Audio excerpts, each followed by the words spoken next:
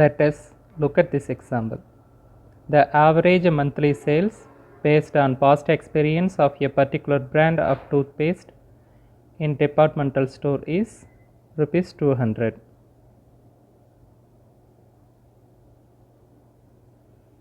ஒரு டிபார்ட்மெண்டல் ஸ்டோரில் toothpaste sales ஆகக்கூடிய average value 200 rupees. An advertisement campaign was made by the company and then a sample of 26 departmental stores was taken at random and found that the average sales of a particular brand of toothpaste is rupees 216 with a standard deviation of 8. Does the campaign have helped in prompting the sales of a particular brand of toothpaste?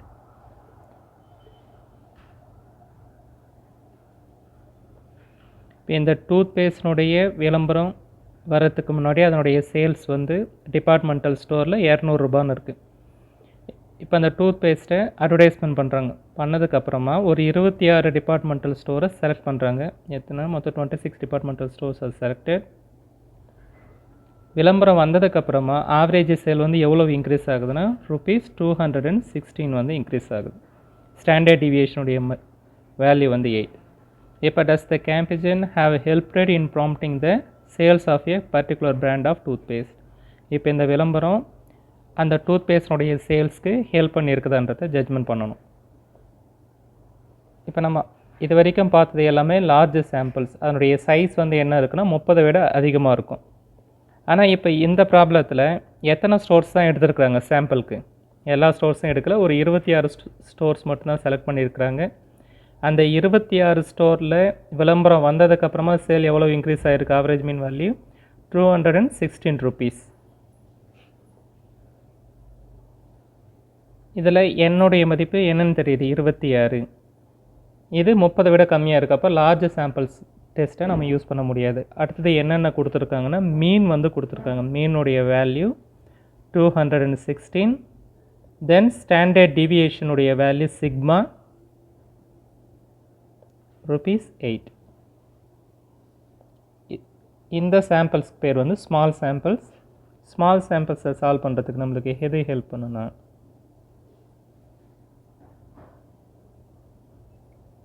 Students t distributions வந்து help பண்ணும்.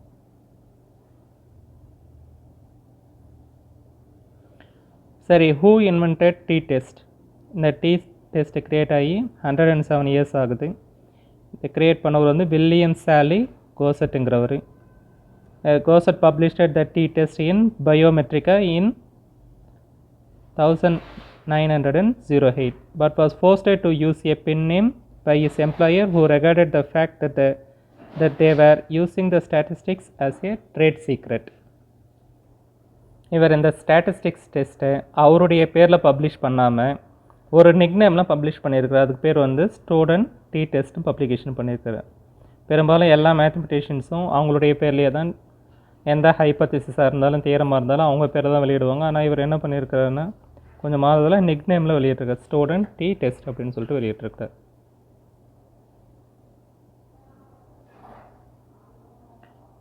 இப்போ test of significance of small samples. when the size of the sample is less than 30, then the sample is called a small sample. For such a sample, it will not be possible for us to assume that the random sampling distribution for a statistics is approximately equal to normal. இப்போ once again large சாம்பிளை recall பண்ணுங்கள். Large சாம்பிள்ஸில் ஒரு மொத்தம் 4 விதமான category பார்த்துருக்கோம் large சாம்பிள்ஸில். அதில் solutions எல்லாமே எதை பேஸ் பண்ணி வந்திருக்குன்னா நார்மல் டிஸ்ட்ரிபியூஷனுடைய கர்வை பேஸ் பண்ணி வந்திருக்கும். இசட் ஸ்டாட்டிஸ்டிக்ஸை பேஸ் பண்ணி வந்திருக்கும். ஆனால் எப்போ ஸ்மால் சாம்பிள்ஸ் வருதோ அப்போ நம்மளால் நார்மல் டிஸ்ட்ரிபியூஷன்ஸை யூஸ் பண்ண முடியாது. இதில் நார்மல் டிஸ்ட்ரிபியூஷன் டேபிள் இசட் டேபிளையும் யூஸ் பண்ண முடியாது. இதுக்குன்னு தனியாக டீக்குன்னு டி டேபிள் ஒன்று இருக்குது. அதிலிருந்து தான் வேல்யூஸ் எடுத்து யூஸ் பண்ணணும். சரி, ஸ்டூடெண்ட் டி டிஸ்ட்ரிபியூஷன்னா என்ன? அதுக்கான formula this t distribution is used when sampling size is lesser than or equal to 30 and the population standard deviation is unknown. பாப்புலேஷனுடைய ஸ்டாண்டர்ட் டிவியேஷன் ஒரு சில சமயம் நம்மளுக்கு தெரியாது. அது மாதிரியான சுச்சுவேஷன்லேயும் எப்போல்லாம் சாம்பிளுடைய சைஸ் வந்து 30 அல்லது அதுக்கு கீழே இருக்கோ அப்போல்லாம் நம்ம வந்து எதை யூஸ் பண்ணலாம்? ஸ்டூடெண்ட் டி டிஸ்ட்ரிபியூஷனை யூஸ் பண்ணலாம். இதில் 2 விதமான ஃபார்முலா இருக்குது. ஃபஸ்ட் ஃபார்முலா எதை பேஸ் பண்ணி இருக்குன்னா பாப்புலேஷனுடைய ஸ்டாண்டர்ட் டிவியேஷனை பேஸ் பண்ணியிருக்கோம். ரெண்டாவது ஃபார்முலா சாம்பிளினுடைய ஸ்டாண்டர்ட் டிவியேஷனை பேஸ் பண்ணியிருக்கோம். பெரும்பாலும் செகண்ட் ஃபார்முலா தான் 90% நம்ம யூஸ் பண்ணுவோம் நிறைய இடத்துல. சரி, இந்த ஃபார்முலா ஆஸ் யூஷுவல் நம்ம லார்ஜ் சாம்பிளினுடைய ஃபஸ்ட் கேஸ் என்ன இருந்தது ஞாபகத்தில் இருக்குங்களா? சிங்கிள் மீன், ஒரே ஒரு மீனை மட்டும் பேஸ் பண்ணி வந்திருக்கும். மேலே இருக்கக்கூடிய numerator same as like this x bar minus mu divided by capital S divided by root of n. இதில் என்னங்கிறது நம்பர் ஆஃப் சாம்பிள்ஸ் நம்ம எடுத்துக்கூடிய அதனுடைய count. S equal capital S னுடைய value root of summation of x minus x bar the whole square divided by n minus 1. x bar is nothing but இங்கே எத்தனை samples கொடுத்துருக்காங்களோ அதை எல்லாத்தையும் ஆட் பண்ணி அந்த நம்பரால் டிவைட் பண்ணிங்களா உங்களுக்கு மீனுடைய மதிப்பு கிடச்சிருமா? அந்த மீனுடைய மதிப்பை அதில் இருக்கக்கூடிய ஒவ்வொரு வேல்யூலேருந்து சப்ஸ்ட்ராக்ஷன் பண்ணி ஸ்கொயர் பண்ணணும். அது எல்லாத்தையும் சமேஷனில் எழுதுறீங்க. எழுதுனதுக்கப்புறமா அந்த வேல்யூ எதனால் டிவைட் பண்ணும்? n-1 டிவைட் பண்ணிவிட்டு அதுக்கு ரூட் எடுத்திங்கன்னா அதனுடைய மதிப்பு தான் கேபிட்டல் எஸ்ஸாக இருக்கும். இதில் x bar is the mean of a sample, mu is the பாப்புலேஷனுடைய மீன். ரெண்டுத்துக்கு நோட்டேஷன் சரி. எக்ஸ் பாருங்கிறது சாம்பிளுடைய மீனை டினோட் பண்ணுறது, மியூங்கிறது பாப்புலேஷனுடைய மீனை டினோட் பண்ணுறது. S is the standard deviation of population and n is the sample size. If the standard deviation of the sample S is given, the small value S வருது. Given that T statistics is defined as T equal to x bar minus mu divided by S divided by root of n minus 1.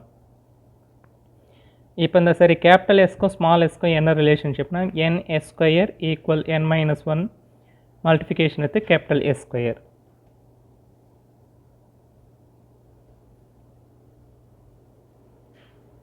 The T table given at the end is the probability integral of T distribution.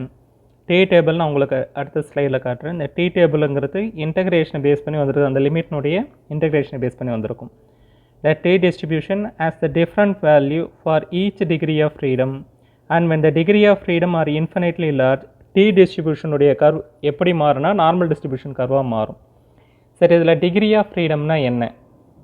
Degree of ஃப்ரீடம்ன்றது எத்தனை values இருக்கோ, இப்போ 10 value இருக்குன்னா அதில் ஒரு வேல்யூவை subtraction பண்ணி எழுதணும். இதை பற்றி டீட்டெயிலாக நம்ம இன்னொரு கிளாஸில் பார்க்கலாம். டிகிரி ஆஃப் ஃப்ரீடம் டி டிஸ்ட்ரிபியூஷனை பொறுத்த வரைக்கும் n-1. For an example 10 samples கொடுத்துருந்தாங்கன்னா டிகிரி ஆஃப் ஃப்ரீடம் 9.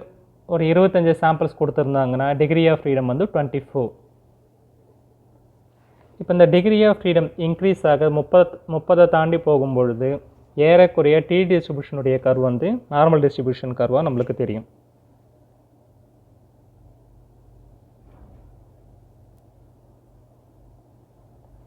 இப்போ டிகிரி ஆஃப் ஃப்ரீடம் 1, இதில் ப்ளூ லைன் வந்து டி டிஸ்ட்ரிபியூஷனையும் க்ரீன் லைன் நார்மல் டிஸ்ட்ரிபியூஷன் கர்வையும் டினோட் பண்ணுது. இப்போ டிகிரி ஆஃப் ஃப்ரீடம் 23, இப்போ கிட்டத்தட்ட ப்ளூ லைன் வந்து க்ரீன் லைனை டச் பண்ணுது. Again degree of freedom reduce ஆக என்னவாகுனா இந்த கர்வனுடைய ஷேப் வந்து நார்மல் கர்வ்லேருந்து குறைய ஆரம்பிக்கும்.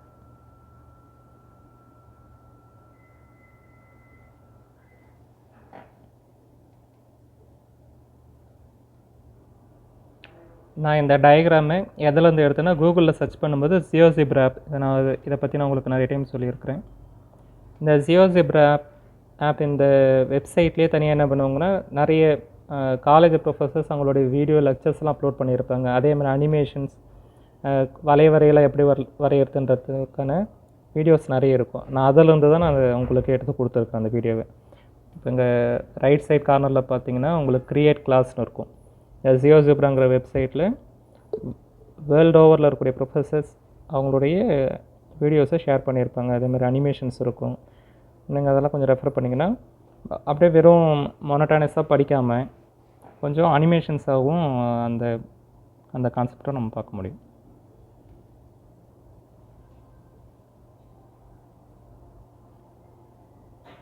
இது டி டிஸ்ட்ரிபியூஷன் டேபிள்.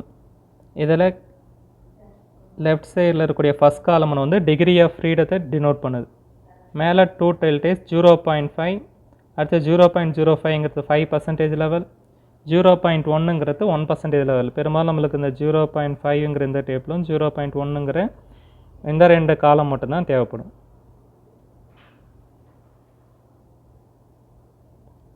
சரி, டி டிஸ்ட்ரிபியூஷன் எங்கெல்லாம் அப்ளை ஆகுது? Some of the applications of t-distributions are to test if the sample differs significantly from the hypothesis value mu of the population mean. At the end of to test the significance between two samples, two samples to test the significance of observed partial and multiple correlation coefficients.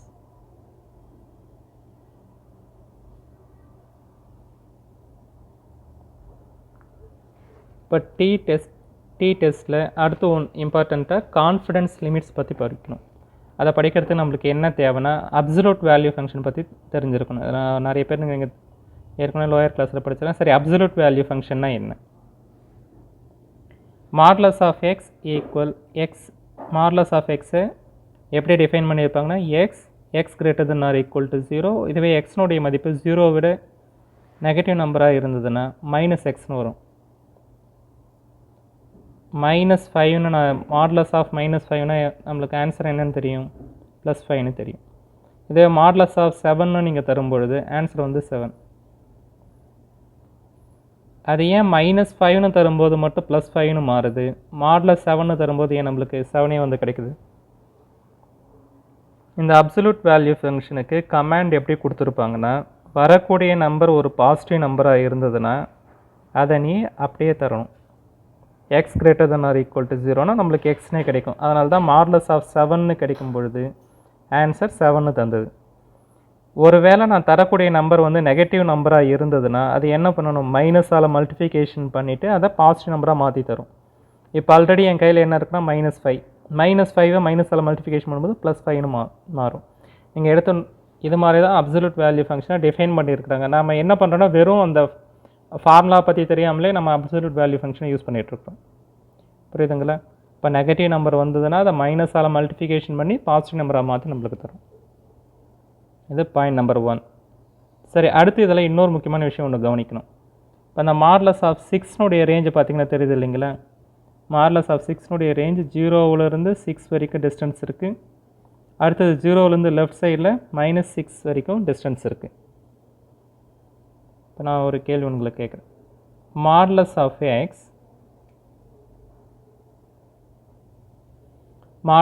X lesser than or equal to 4. இப்போ இந்த real line நம்பரில் எந்த நம்பர்லாம் கொடுத்தா அதனுடைய மதிப்பு 4 விட கம்மியாக இருக்கும்? இப்போ 3 தரலாமா? 3 கொடுத்தீங்கன்னா என்ன, 3க்கு மாடுலஸ் எடுத்தாலும் அது 4 விட கம்மியாக தான் இருக்கும். சரி, -2 கொடுத்தா அதனுடைய மதிப்பும் 4 விட கம்மியாக இருக்கும். ஒருவேளை -5 தந்தால் -5க்கு மாடுலஸ் எடுக்கிறீங்க. -5 lesser than or equal to 4, 5 lesser than or equal to 4. இது கரெக்டாக? இது கண்டிப்பாக கிடையாது. அப்போ மாடுலஸ் ஆஃப் எக்ஸ்னுடைய மதிப்பு 4ங்கிறது எந்த ரேஞ்சிலேருந்து எந்த ரேஞ்ச் வரைக்கும் நம்பர் எடுத்தால் கரெக்டாக இருக்கும்? இப்போ என்னுடைய கேள்வி புரியுதுங்களா? லெஃப்ட் சைடில் நெகட்டிவ் நம்பர் எது வரைக்கும் எடுக்கணும், ரைட் சைடில் பாசிட்டிவ் நம்பர் எது வரைக்கும் எடுக்கணும்?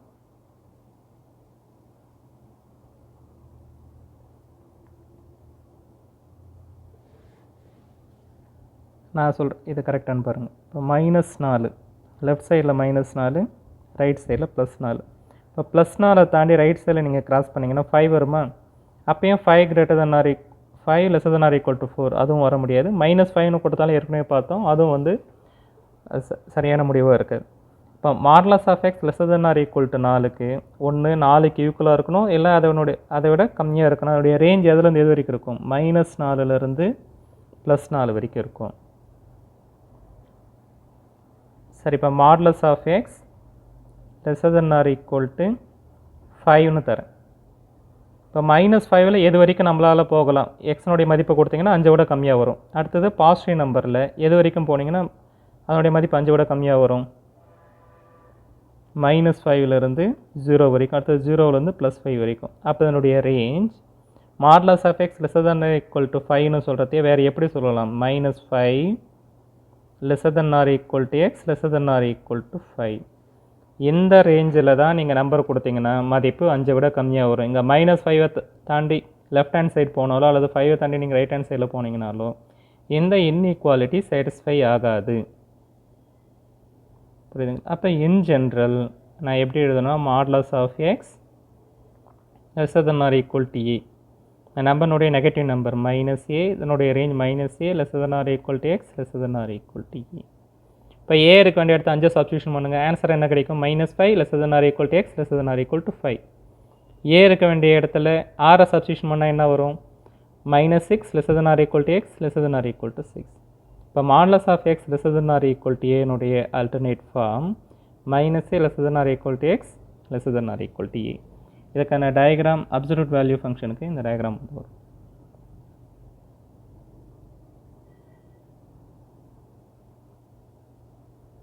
சரி, கான்ஃபிடன்ஸ் லிமிட்ஸ்னால் என்ன? முதல்ல at a given level of significance alpha degree of freedom வந்து n-1. டிகிரி ஆஃப் ஃப்ரீடம் எத்தனை வேல்யூ கொடுத்துருக்காங்களோ அதை ஒன்று சப்ஸ்ட்ராக்ஷன் பண்ணால் அதான் டிகிரி ஆஃப் ஃப்ரீடம். டி டேபிளில் நீங்கள் எப்படி பார்க்கணுன்னா லெஃப்ட் ஹேண்ட் சைடில் ஃபஸ்ட் காலம் வந்து டிகிரி இருக்கும், ரைட் ஹேண்ட் சைடில் மேலே ரோஸில் 0.5, 0.01, 5% level of significance, 1% level of சிக்னிஃபிகன்ஸ்க்கான வேல்யூஸ் வந்து மேலே ரோஸாக வந்து இருக்கும். Now we refer to T table. எப்போ T வேல்யூ நீங்கள் ஏதாவது ஒரு நல் ஹைபாத்திசஸ் எடுத்துக்கிட்டிங்கன்னா அந்த வேல்யூ வந்து எப்போ ட்ரூவாக இருக்க முடியும்? நீங்கள் கால்குலேட் பண்ணக்கூடிய வேல்யூ யாரை விட கம்மியாக இருக்கணும்? ஆல்வேஸ் டேபிளர்னுடைய வேல்யூ விட கம்மியாக வந்ததுன்னா நல் ஹைபாத்திசஸ் ட்ரூ. ஒரு வேளை டேபிள் வேல்யூ விட அதிகமாக போச்சுன்னா நல் ஹைபாத்திசஸை ரிஜெக்ஷன் பண்ணிடணும். சரி, கான்ஃபிடன்ஸ் லிமிட் பற்றி ஏன் படிக்கணும்னா, இப்போ உதாரணத்துக்கு இந்த எக்ஸாம்பிள் எடுத்துக்கலாம். A random sample of 10 boys had the following. ஒரு 10 ஸ்டூடெண்ட்ஸை எடுத்துக்கிறாங்க. ஒரு 100 பேர் இருக்கிறாங்கன்னா அதில் சாம்பிளுக்கு ஒரு 10 ஸ்டூடெண்ட்ஸ் எடுத்துக்கிறாங்க. அவங்களுடைய ஐக்யூ லெவல், அதாவது அவங்களுடைய இன்டெலிஜென்ஸ் பர்ஃபார்மன்ஸ், அது ஒரு சைக்கலாஜிக்கல் டெஸ்ட். அவங்களுடைய ஐக்யூ லெவல் எவ்வளோ இருக்குதுன்னா 70, 120, 110, 101, 88, 83, 95, 98, 107 and 100. இந்த 10 ஸ்டூடெண்ட்ஸ்க்கான ஐக்யூ லெவல் கொடுத்துருக்குறாங்க. Do this data support the assumption of a population mean IQ of 100? இப்போ இந்த டேட்டா பாப்புலேஷன் ஓவரால் அந்த 100 பேர் இருந்தாங்க இல்லையா, அவங்களுடைய IQ level, average IQ level வந்து 100ன்றதுக்கு சப்போர்ட் பண்ணுமா? நான் இப்போ என்னுடைய ப்ராப்ளத்தை தெளிவாக டிஃபைன். இப்போ 100 பேர் இருக்கிறாங்க, அவங்களுடைய ஐக்யூ லெவல்ஸ்லாம் ஆல்ரெடி டெஸ்ட் பண்ணியிருக்கிறாங்க. நான் சொல்கிறதுக்கு டெஸ்ட் பண்ணிவிட்டு அவங்களுடைய பாப்புலேஷன்னா அந்த 100 பேருனுடைய ஐக்யூ லெவல் வந்து 100. நான் இந்த 100 பேரை சூஸ் பண்ணாமல் அதிலேருந்து ஒரு 10 பேரை மட்டும் தனியாக எடுக்கிறேன். அவங்க 10 பேருனுடைய ஐக்யூ லெவல் இப்போ என் கையில் இருக்குது. அவங்களுக்கு மீன் கண்டுபிடிக்கிறேன். இந்த மீன் அந்த பாப்புலேஷன் மீனாக கூட ஈக்குவல் ஆகுமா அப்படின்றது முதல் கேள்வி. சரி, ரெண்டாவது, இப்போ find a reasonable range in which most of the mean IQ values of a sample of 10 boys lies. நீங்கள் எந்த 10 பேரை செலக்ட் பண்ணிவிட்டு அவங்களுடைய மீன் மதிப்பு நல் ஹைபாத்திசிஸ்க்கு சப்போர்ட் பண்ணணும். எந்த 10 பேரை நீங்கள் செலக்ட் பண்ணணும், அவங்களுக்கு மீனுடைய மதிப்பு வரும் இல்லைங்களா, அந்த மீன் மதிப்பை கொடுத்தீங்கன்னா நல் ஹைபாத்திசிஸ் ட்ரூ ஆகணும். அப்போ எந்த ரேஞ்சில் நம்ம எடுக்கணும்? இதுக்கான ஆன்சர் வந்து நான் உங்களுக்கு நெக்ஸ்ட் செஷனில் எப்படி ஒர்க் அவுட் பண்ணுறதுன்னு சொல்லித்தரேன். இப்போ 95% ஆஃப் கான்ஃபிடன்ஸ் லெவலில் the mean IQ value of the 10 samples of boys will lie 87.5லேருந்து 106.85லேருந்து குள்ளே இருந்தால் நல் ஹைபாத்திசிஸ் ட்ரூ ஆகும். மீன் ஒரு டைம் சொல்லுவோம். 10 பாய்ஸ் இருக்கிறாங்களா, அவங்களுடைய மீனுடைய மதிப்பு இந்த ரேஞ்சில் இருந்ததுன்னா, ஒரு வேளை 88 அப்படின்ற அந்த நீங்கள் செலக்ட் பண்ண அந்த சாம்பிளினுடைய ஸ்டூடெண்ட்ஸ் ஐக்யூ லெவலுக்கு மீன் எடுத்திங்கன்னா 88ன்னு வந்ததுன்னா உங்களுக்கு நல் ஹைபாத்திசிஸ் ட்ரூ ஆகும். ஒரு வேளை 87 கீழே ஒரு வேளை 85 இல்லை இப்போ இந்த 106 தாண்டி இப்போ 110 அது மாதிரி ஐக்யூ லெவல் வந்ததுன்னா பாப்புலேஷனோட ஐக்யூ லெவலாக கூட மேட்ச் ஆகாது. அப்போ நம்ம எடுத்த சாம்பிள் வந்து தவறான முடிவை நம்மளுக்கு தரும். அப்போ இது மாதிரி ஒரு எஸ்டிமேஷன், நம்ம எந்த ரேஞ்சை தாண்டி நம்ம போகக்கூடாதுன்றது ஒரு ப்ரிடிக்ஷன் பண்ணுறோம். இந்த ரேஞ்சிலேருந்து இந்த ரேஞ்ச் வரைக்கும் நம்ம எடுத்துக்கூடிய ரேண்டம் சாம்பிளினுடைய மீன் வேல்யூ இருந்ததுன்னா நம்மளுடைய ஹைபாத்திசிஸ், அதாவது நம்மளுடைய கொள்கை முடிவு சரியாக இருக்கும். அப்போ அதுக்கான ஒரு பார்டர் ஒன்று க்ரியேட் பண்ணுறதுக்கு எது உதவும்னா இந்த கான்ஃபிடன்ஸ் லிமிட்ஸ் உதவும். இப்போ நான் என்னுடைய ஸ்டார்டிங் போகிறேன். எப்போவுமே கால்குலேட்டட் வேல்யூ டேபிள் வேல்யூ விட கம்மியாக இருக்கணுமா, இதை ஞாபகத்தில் வச்சு t alpha is the value of t, the level of significance alpha at n-1 degree of freedom. இது கால்குலேட்டட் வேல்யூ, இது table value. Calculated value always strictly less than table value விட கம்மியாக இருக்கணும். இதிலிருந்து எதை டெரைவ் பண்ணி எடுத்துகிட்டு வர போகிறோன்னா கான்ஃபிடன்ஸ் லிமிட்ஸை டெரைவ் பண்ணி எடுத்துகிட்டு வர போகிறேன்.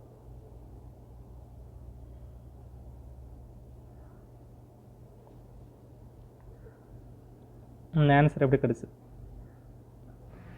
Modulus of x bar minus mu divided by s divided by root of n less than or equal to t alpha.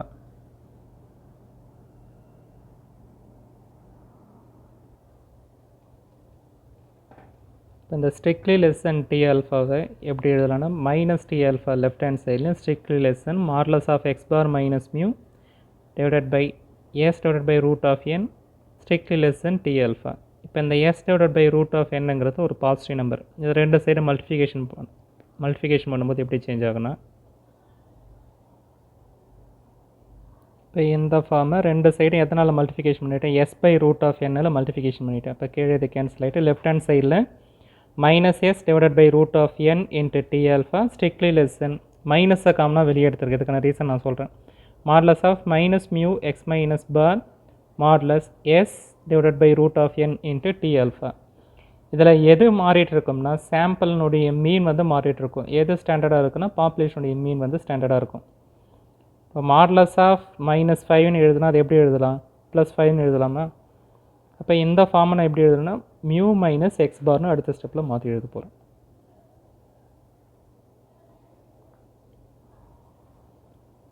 ஃபைனலாக இந்த ஃபார்முக்கு வந்து ரீச் ஆகிடும். Minus t alpha s by root of n strictly less than mu minus x bar strictly less than t alpha s by root of n. இப்போ minus x பாரை plus x பாரால் எல்லா சைட்லேயும் வந்து ஆட் பண்ணுறப்போ plus x bar add பண்ணும்போது plus x bar minus of t alpha s by root of n strictly less than mu minus x bar இது ஒரு ப்ளஸ் எக்ஸ் பார் ஆட் ஆகும் plus t alpha s by root of n. Minus x பாருக்கும் plus x பாருக்கும் cancel ஆச்சுன்னா final form வந்து எப்படி கிடைக்கும்?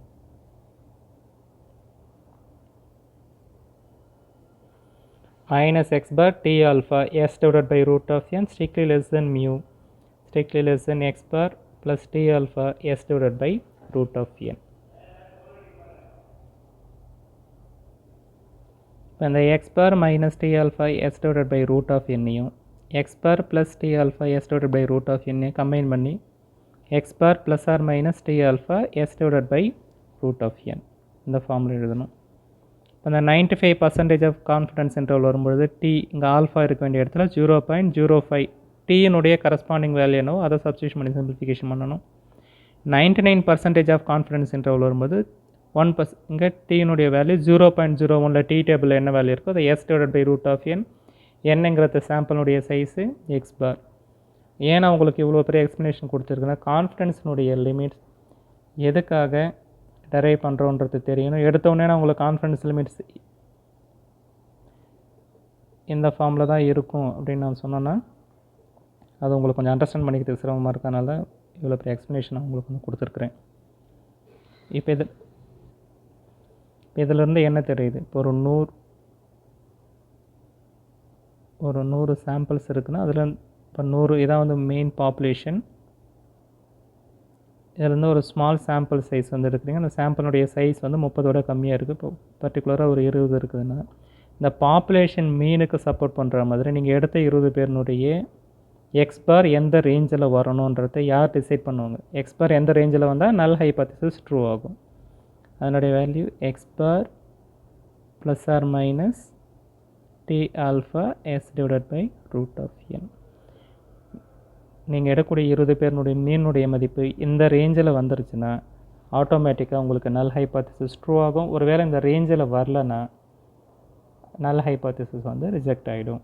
இப்போ கான்ஃபிடன்ஸ் லிமிட்ன்றது நம்மளுடைய பார்டரை மென்ஷன் பண்ணுறதுக்கான ஒரு வழிமுறை.